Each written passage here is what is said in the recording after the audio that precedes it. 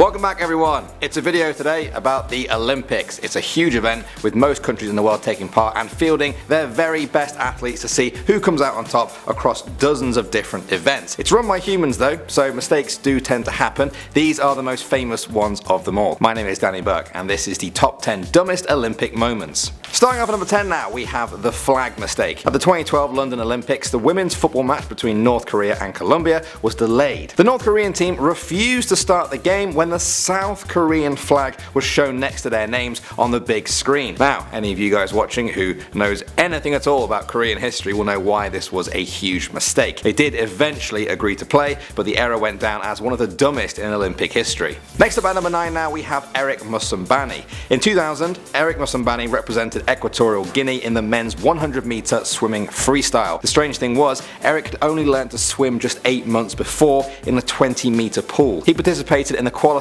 heats as part of a wildcard system designed to encourage developing countries without expensive facilities to compete in swimming events. Amazingly, the two other swimmers in his heat were disqualified for 2 false starts. That left Erik totally by himself. All he had to do was just complete the swim alone. He managed to do it, the crowd absolutely loved him, and despite being knocked out in the next round, he gained fans all over the world. Erik's fearlessness was praised, but many people felt that this level of competition shouldn't even be at the Olympics. What do you guys think? Alright, moving on to number 8 now, we have Lindsay Jacobellis. In 2006, this American snowboarder became world famous for essentially throwing away a gold medal. After a comfortable lead throughout her race, Lindsay decided to pull a trick in one of the last snow mounds on the course, and this happened.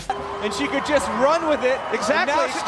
Oh dear. Well, they always say pride comes before the fall. Lindsay ended up coming second there to Tanja Frieden from Switzerland. The lesson to learn here is if you're in a speed race, don't try and do tricks. It's just not worth it. Alright, at number 7 now, we have the fire extinguisher. This one comes from the Rio 2016 Olympic torch run. Concerns over the Zika virus and riots over the cost of the Olympics meant that security was very tight for this. For many people, that meant something like this should not have been allowed to happen. Some people see this torch as the symbol of the very Olympics itself. I wonder what they think if it was put out before the very first event. Moving on to number 6 now, we have the kick. This one comes from the 2008 Olympics where Cuban Taekwondo fighter Angel Matos was facing off against Kazakhstan's Arman Chilmanov. It was a close fight, and at one point the referee gave them a minute to recover from their injuries. Now during that time, the referees awarded Chilmanov the win. Matos did not accept the loss graciously. He decided to kick the referee in the face. Coming in at number 5 now, we have losing the key. Many people were worried about a lot of things going wrong at the 2016 Rio Olympics, or even them being stopped altogether by protests, but nobody saw this coming. 2 days before the games officially began, organizers lost the key to one of the stadium's gates. One whole entrance was just closed off because they couldn't find the key anywhere. Officials had to use wire cutters to essentially break into their own stadium. Kind of makes you wonder why it was so easy to break into. Next up at number 4, we have grilled pigeon.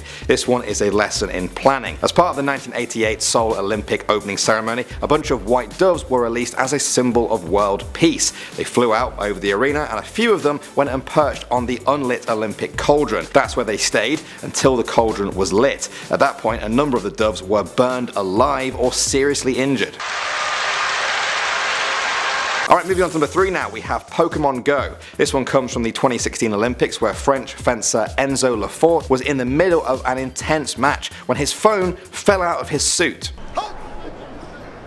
Some people were shocked, others were confused, but I think everyone would find it a little bit funny if they knew exactly why he had his phone on him in the first place. In a post-match interview, Enzo said that he had been playing Pokemon Go before and had forgotten to leave his phone on the side. Wow, I guess that's just how addictive phone games can be. Alright, at number 2 now, we have the cameraman. This one actually isn't from the Olympics, it's from the World Championships, but it involves Usain Bolt and it's just too good to leave off this list. After winning a race, Usain was taking a stroll alongside the track when this happened.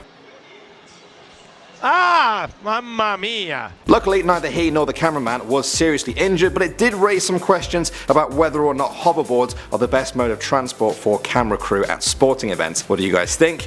Maybe he just needed some practice, I don't know. And finally, number 1 now, we have the 1972 men's basketball. This was the Olympic game that has gone down in history as perhaps the most controversial. After a hard-fought game between the US and Soviet Union, the Americans finally took a 1-point lead in the last seconds of the game. With just 3 seconds on the clock, clock, the Soviet coaches called a timeout. It was too late though, the US had already won and was celebrating. However, due to a number of very confusing and clearly incorrect decisions, the clock was reset. The US barely had time to set up their defense before the Soviets scored in a last-ditch effort. The US refused to accept their silver medals, and many say this is the most scandalous Olympic decision ever made. Well, there you go guys, some dumb Olympic moments. It's all part of the fun and games though, I guess. Are you guys excited for the next Winter or Summer Olympics? What's your favourite event of all time? Let me know. My name is Danny Burke. Thanks as always for watching guys, and I'll see you all in the next video.